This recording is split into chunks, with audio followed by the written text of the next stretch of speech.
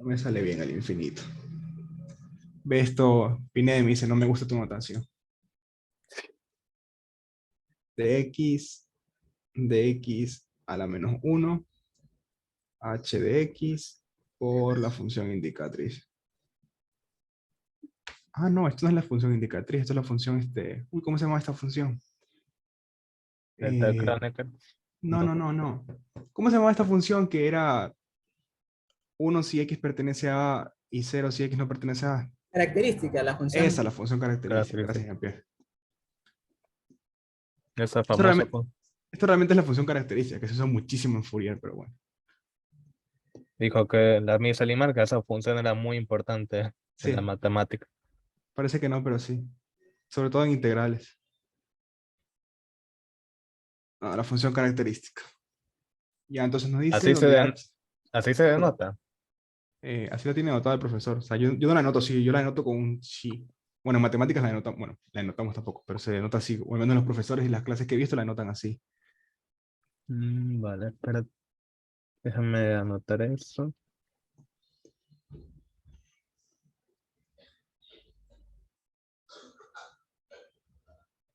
Pero aquí creo que en estadística es realmente la función indicatriz, la que usa el profesor con ese uno que parece conjunto. La uno que ¿Te parece refieres como. al uno? Es una función indicadora, sí. Este uno aquí que parece conjunto es. Ajá. Creo que es esa. Pero bueno, eso es indiferente. Ya, entonces nos dice que h está definida es integrable, eso es importante. Es integrable en R+. Una función integrable demuestra que x1 es un estadístico suficiente y luego nos pregunta que si xn es un estadístico suficiente también. Entonces vamos a hacer la parte A, que es demostrar que x1 es un estadístico suficiente. Entonces, para ver que es un estadístico suficiente hay que ver la función de verosimilitud. Entonces tenemos que L de teta va a ser igual al productorio desde i igual a 1 hasta n de f de xi. A ver, ¿qué es lo que hay que demostrar? Que X uno es suficiente. Ujú. Vale. Sí, L de xi, nada más. L de xi. Y esto no es otra cosa que el productorio desde i igual a 1 hasta n de la integral de teta a más infinito h de x sub i d de x sub i uy, a la menos 1 de h de x sub i por la función, espera.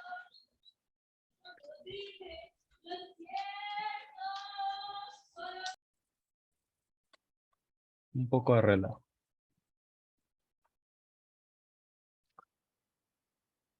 Ya, uy, qué fea letra. Está bueno el concierto. Mi hermana. A ver. Ya, a ver, déjame abrir el deber. Se me cerró. Ya, entonces, ¿verdad? Esto de aquí, sí, es la función indicatriz, no es la función característica, perdón. De x sub i. Dense cuenta que esto de aquí no es otra cosa que x sub 1, punto, hasta x sub n mayor que teta. No, perdón, sí, mayor que teta. Sí, porque x1 va desde teta, bueno, mayor o igual, perdón. Va desde teta hasta infinito, entonces es mayor o igual que teta. Esto sí lo ven, ¿no? Y eso de nuevo vamos a decir que es X sub X1, ¿no? X1 es mayor, igual Claro, que esto teta, sale ¿no? porque dense cuenta que cada x sub i pertenece a este intervalo, ¿no? Teta hasta infinito. Entonces todos los x sub i son mayores o iguales que teta. Para todo Vale. i, ¿no? Sí, sí, sí, entiendo. Que por cierto, me falta bastante formalidad, pero el profe no es muy estricto con eso. Así que.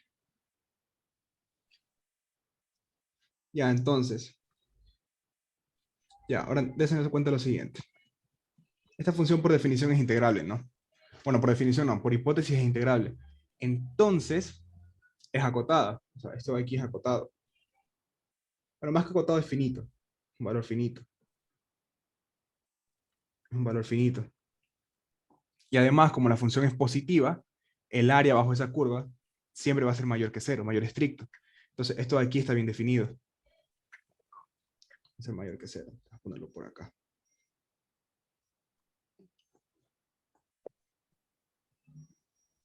Eso porque la función es positiva.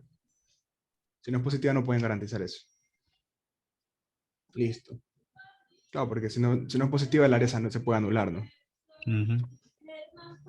Ya, pues entonces, entonces miren, como la función es integrable, ¿verdad? Por el teorema fundamental del cálculo, tenemos que existe una función h de x, tal que la integral entre 0 hasta infinito de h de x sub i, de x sub i, no es otra cosa que el límite de x cuando tiende a infinito, de h de x menos h de, esto es teta, perdón, h de teta. Ahora, como esto es finito y esto de aquí es mírenlo como una constante, ¿no? Esto aquí es una constante y de hecho va a ser un valor finito. Entonces, esto de aquí debe converger a un valor finito. Llamémoslo C.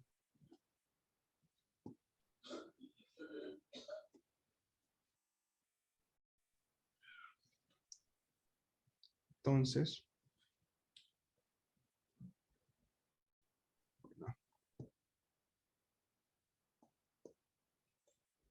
tenemos que límite de x cuando tiende a infinito, h de x va a ser igual a c, menor que infinito. Bueno, no hace falta poner menor que infinito porque si se pone que es igual a c ya se asume que es convergente. Ya pues ya estaríamos. Entonces tenemos que esta integral teta infinito de h de x sub i de x sub i no es otra cosa que h de, perdón, que c menos h de teta. Entonces, esto de aquí es una función ahora de teta, porque esto aquí es una constante, ¿sí o no? Ujú. Listo. ¿Sí entendieron esta parte de, o sea, si quieren ahorrarse esto de aquí, el teorema fundamental del cálculo, que yo lo puse porque soy defesioso básicamente, se lo pueden ahorrar y decir que esto de aquí, al integrar esto de aquí, les va a quedar una función en función de teta, y ya está, nada más, no tienen que meterse con esto de aquí, no es necesario. No que es la costumbre De ser hacer. matemático. Exacto. Ya, pues entonces tienen una función que está en función de teta. Entonces al reemplazar en la función de verosimilitud, les queda esto, al productorio desde i igual a 1 hasta n, de c menos h de teta a la menos 1. Y esto aquí sigue estando bien definido porque esto aquí ya demostramos que es diferente de 0. A la menos 1 por h de x sub i por la función indicatriz que teta es mayor o igual que el mínimo. Y ya está. Porque ahora, esto de aquí no depende del I, ¿no? O sea, no depende del productorio. Nos va a quedar C a la menos h de teta a la menos n de esto de aquí por, antes voy a acá mejor, por el productorio desde igual a 1 hasta n de h de x sub i. Ya, pues ya estaríamos. Entonces, por el teorema de factorización, esta de aquí sería nuestra g de teta, t, con t igual a x sub 1. Y esta de acá sería nuestra f de x.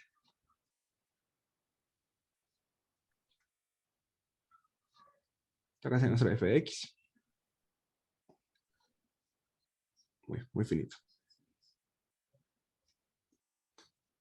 Entonces ya ahí conseguiríamos la factorización y por tanto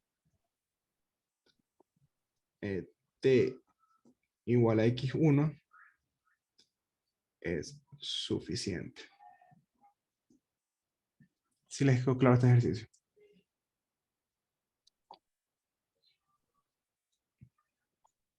Bueno, asumo que sí.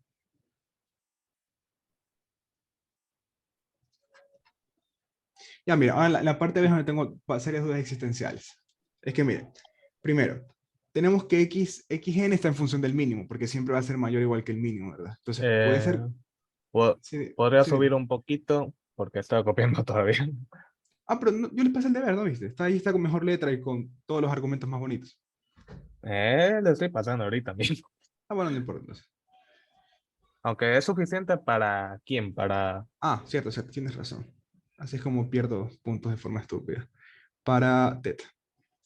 Ah, ya.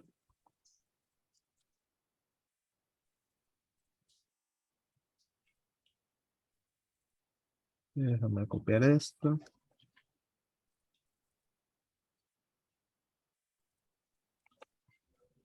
De hecho, quizás lo del teorema fundamental del cálculo es un poco overkill. Si lo pueden omitir.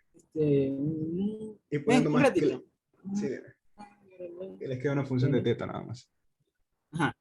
En esa línea, donde tiene C menos H de teta, eh, La deja ponerlo más bonito. ok.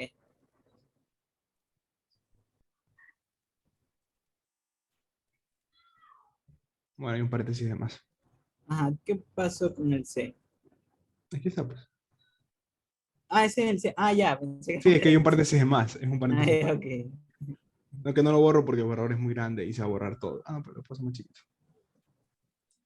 Ahí está. Claro, esto de aquí es la función de teta. Esto aquí va a ser función de x1 y esto acá va a ser función solamente del vector. Entonces hemos conseguido la factorización de Fisher-Neyman, creo que se llamaba. Ya, entonces, como les estaba diciendo, ¿verdad? En la segunda es donde tengo, de hecho le pregunté pero no me ha respondido el profesor. Básicamente, miren, el x barra siempre es mayor o igual que x1. Eso siempre es así. Entonces, tenemos que xn está en función de x1, que es un estadístico suficiente. Entonces también es suficiente. ¿Verdad? Porque si conozco x1, conozco xn. Entonces es suficiente. Pero Ah, ya sé dónde va. luego llegué a la siguiente conclusión. Que es, si se dan cuenta, no es suficiente saber que, por ejemplo, miren, si teta es mayor que xn, va a ser mayor que x1. Entonces estamos en el caso anterior, ¿verdad? Pero si teta es menor que xn, ¿verdad? No necesariamente es mayor que el mínimo. Entonces la función de verosimilitud se me puede anular, o sea, se puede hacer cero. Y si eso pasa, no puedo conseguir la factorización de Fisher-Neyman. Entonces xn no es suficiente. Yo creo que este enfoque de acá es el correcto.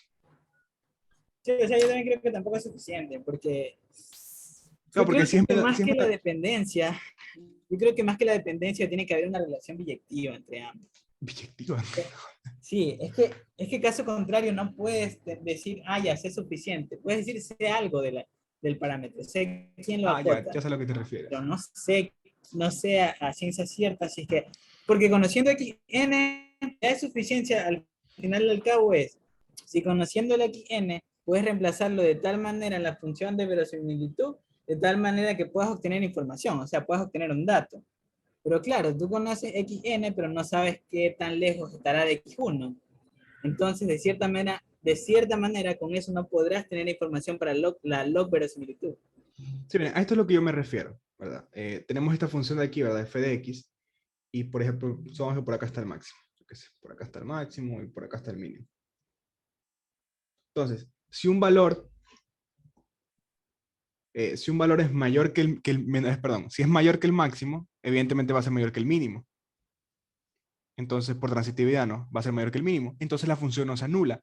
Pero si un valor es menor que el mínimo, no necesariamente, o bueno, nada nos garantiza que sea mayor que el máximo. Entonces podría ser, perdón, menor que el mínimo. Entonces podría ser menor que el mínimo y entonces la función de verosimilitud me va a dar cero. Y eso no hay forma de ponerlo como una función del parámetro y luego del... No hay forma de factorizar esto. No querrás decir el parámetro menor que el máximo.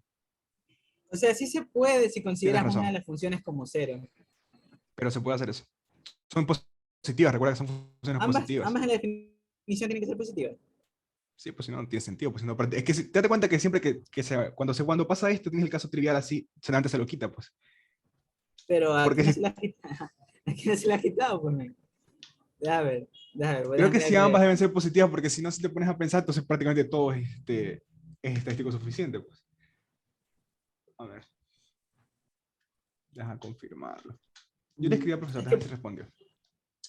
es Que que ese luego- es el punto, o sea, por verdad vacua ese caso tendría que ser.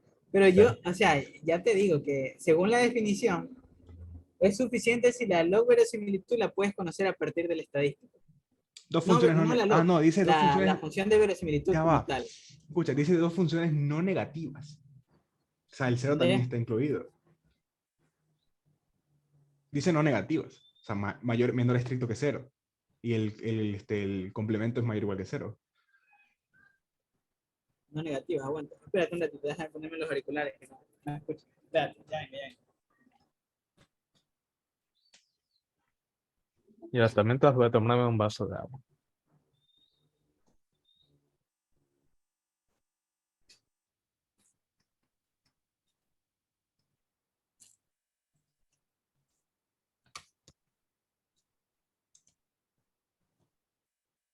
Bueno, entonces básicamente tenemos esos dos enfoques, ¿no?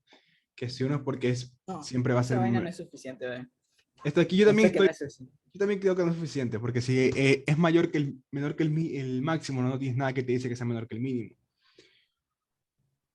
Vamos a ver qué responde el profesor. Ujú. Dejémoslo hasta ahí. Sí, o sea, si el teta está entre xn y x1, no conoces nada al final. O sea, No, al sí, o contrario. sea, Yo creo que si está aquí, sí sabes porque ya tienes que estar acá es suficiente. Pero si está, yo lo que me refiero es que si si está teta a es la menor izquierda que de x1, xn, tú dices. no, si es menor que xn, no tienes nada que te garantice de que esto sea mayor que x1. Sí, sí, o sea, yo digo que con esa razón ya es suficiente también. Y lo mismo, date cuenta que en la función original la que acabamos de ver ahorita, si x1 es mayor que teta, nada te garantiza que sea menor que xn, podría ser tranquilamente mayor que el máximo. Ajá. Entonces yo por eso digo que no es suficiente. No sé qué opinen ustedes. Ajá, pero más que nada por la primera razón, porque la segunda ya es como para ver si es que teta condiciona xn, cuando queremos saber si xn condiciona teta. Ajá, pero sí, o sea, sí, es válido eso también. Ya, entonces deja que vuelvo yo para hacer Ca- las 5. casi cualquier Es, razón en realidad este funciona volví. ahí. He volvido. Ya, pues entonces vamos a hacer las 5. Pero esto soy yo y más gente, estamos 7 ahorita. No, Nice. desde siempre estábamos 7. Ah. Ya bueno, el 5. El primero es verdadero por definición y el C también es verdadero por definición, ¿no? Se confirma. Por definición. A ver, Sí, ¿qué? Ah, exactamente. sí, sí. Sí, yo también tengo eso, que son verdaderas por definición. Ya, entonces vamos a ver los falsos, ¿no? Que son el B y el D. Ya, entonces dice, el B te dice que un estadístico suficiente contiene toda la información de la muestra sobre la distribución que sigue la población. Eso evidentemente es falso, porque por definición tú tienes que un estadístico suficiente contiene toda la información acerca del parámetro, pero no te dice nada sobre la población. O sea, el hecho de que una población siga una distribución no significa que el parámetro también sigue esa distribución. Basta tomar ahí cualquier función con dos parámetros y ya sirve de contraejemplo, básicamente. También. Y el ejemplo, y la última, la D te dice que siempre es mejor usar un estimador incejado que un estimador sesgado. Ya, pues entonces eso es falso, pues. Y el contraejemplo viene cuando tomas normales. Tienes S cuadrada y SN cuadrado. Y si recuerdan, probamos que S cuadrado es insejado, SN cuadrado no es sesgado, uy, aquí tengo insejado, no, perdón. SN cuadrado no es insejado, bueno, es sesgado, perdón. Pero el error medio cuadrático de SN es menor que el error medio cuadrático de S cuadrado. Entonces no siempre es mejor coger un insesgado. Hay veces en los que al poner un poco de sesgo, tienes mejor error medio cuadrático. Entonces la D también es falsa. B y D, falsas. ¿Puedes repetir, disculpa, la de nuevo? Sí, déjame escribirla mejor. Repite, Por porfa. tanta anotación se pierde un poco. Ya, mira. Tenemos... ¿Y qué pasó con la... La A y la A y C B, son... A y C son verdaderas por definición. O sea, la definición mismo te lo dice. Ah, ya, está bien, está bien. Chévere. Entonces, mira, consideramos el siguiente caso, ¿verdad? Sí están familiarizados con el concepto de contraejemplo, ¿verdad? Sí, eso sí. Ya, entonces, tomemos el siguiente contraejemplo. X, esto aquí es una familia de normales. Y de normales media U y sigma finita. Sigma cuadrado finito. Cuadrado finito. Ya, pues entonces si recuerdan, en clase probamos que ese cuadrado es un estimador insesgado para sigma cuadrado, mientras que Sn cuadrado es un estimador sesgado para ese cuadrado. Sesgado e insesgado. Pero, si recuerdan, no me acuerdo en qué clase, probamos que el error medio cuadrático, o la varianza, no recuerdo cuál fue que probamos, de S cuadrado sobre n es menor o igual que MSE, sigma cuadrado, de S cuadrado. Entonces, este de aquí es mejor, pero este de aquí es insesgado, entonces, perdón, es sesgado. Entonces, no siempre es mejor coger un insesgado. Y ahí tienes el contraejemplo.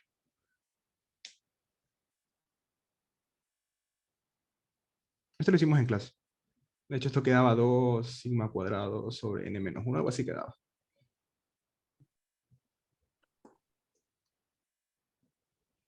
Ahí te quedó más claro. Sí, gracias. Ya, entonces, vamos a las 6. Ah, la 6 te aparece. La 6 parecía la 6 parecía unos ejercicios del examen. 6. Dice, sea X1 hasta XN, una muestra aleatoria proveniente de una distribución con PDF, f de X o teta igual a teta X a la teta menos 1.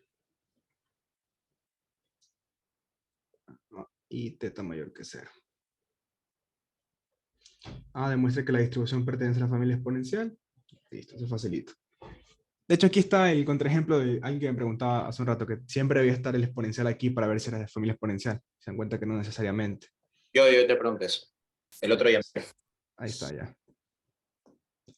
Ya, pues entonces, mire, primera condición, el soporte no depende del parámetro. Ahora, teta mayor que 0, entonces esto aquí lo puedes expresar tú como la exponencial del logaritmo de teta x teta menos 1. Esto es lo mismo que esto, ¿no? Porque se cancela exponencial y logaritmo, son funciones inversas. Sí, son funciones inversas. Esto aquí va a ser igual a la exponencial por propiedades del logaritmo. Esto aquí va a ser el logaritmo de teta más teta menos 1 logaritmo de x. Ambas están definidas porque teta es mayor que 0 y x es mayor que 0. Sí, ¿verdad? X está entre 0 y 1, perdón. Ambas están definidas.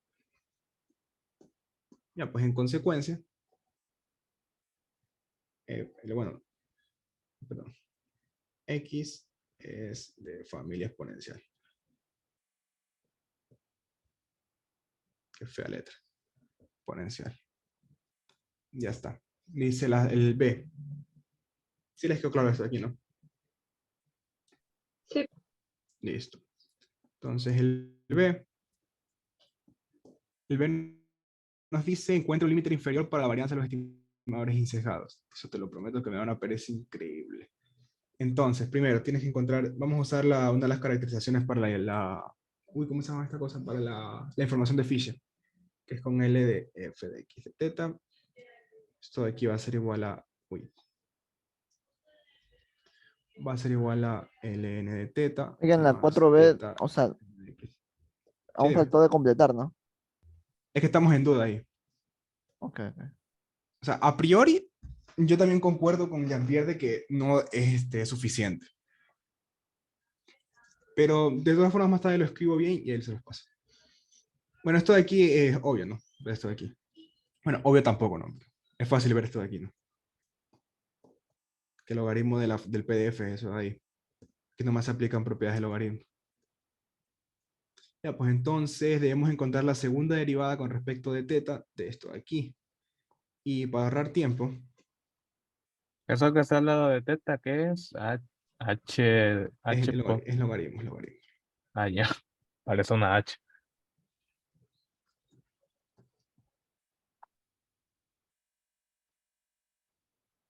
Era así, ¿no? No, era teta logaritmo de x.